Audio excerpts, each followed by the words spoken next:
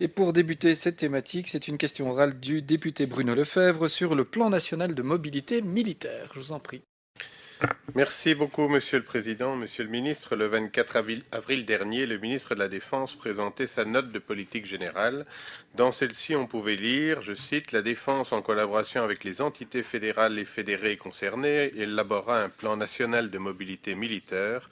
Celui-ci se concentrera sur l'identification des investissements nécessaires dans les infrastructures de transport civil, sur les corridors de mobilité militaire prioritaires, la simplification et l'accélération des procédures nationales, l'optimisation de la coordination lors de la planification, mais également de l'exécution de mouvements de grande ampleur sur notre territoire et le développement de capacités de transport à double usage supplémentaires.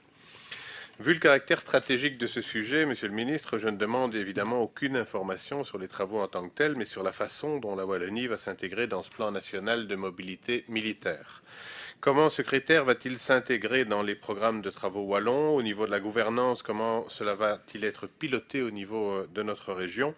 Au niveau du budget, comment ces investissements vont-ils être financés?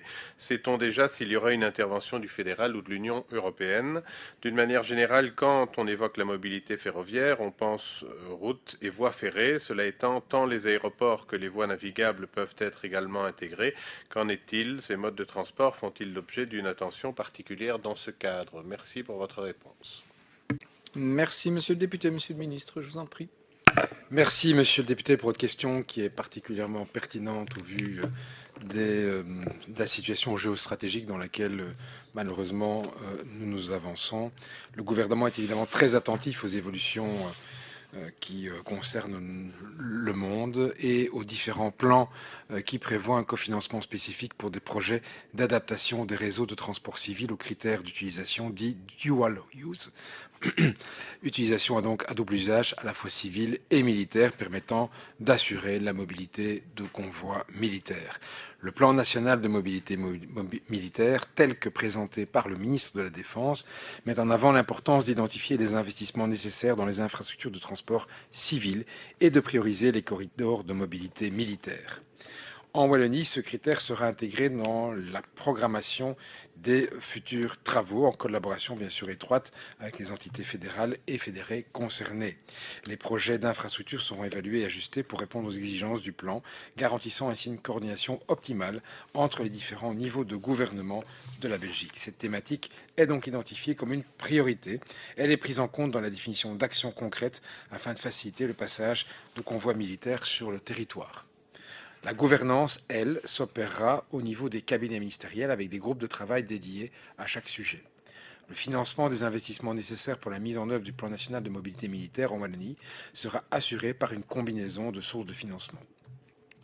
Des discussions sont aujourd'hui en cours pour explorer les possibilités de financement par l'Union européenne, notamment à travers des programmes dédiés aux infrastructures de transport et à la défense, ce qui constitue une priorité pour les années à venir dans le cadre du futur nouveau cadre de financement pluriannuel européen dont les discussions commencent maintenant.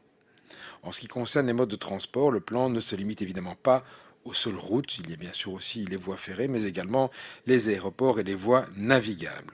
Une attention particulière sera accordée à ces infrastructures pour garantir qu'elles puissent répondre aux besoins de mobilité militaire, en particulier pour les mouvements de grande ampleur et les capacités de transport à double usage. S'agissant d'un sujet sensible et pour lequel des accréditations de sécurité sont d'ores et déjà d'application, y compris au sein de mon cabinet et de mon administration, vous comprendrez qu'il ne m'est pas possible d'être plus précis. Merci, monsieur le ministre, monsieur le député, pour votre réplique. Merci, Monsieur le Président. Merci, Monsieur le Ministre, pour ces éléments. Et évidemment, l'idée n'est pas de creuser l'ensemble des éléments de manière publique. C'est tout à fait compréhensible. Merci en tout cas de ces éléments. Espérons que nous ne devrons jamais aller jusqu'à cette... enfin, qu'on ne doive jamais utiliser nos voies à des fins militaires. Mais bon, voilà, c'est comme ça. Merci en tout cas. Merci, monsieur le député. La question suivante a été retirée et donc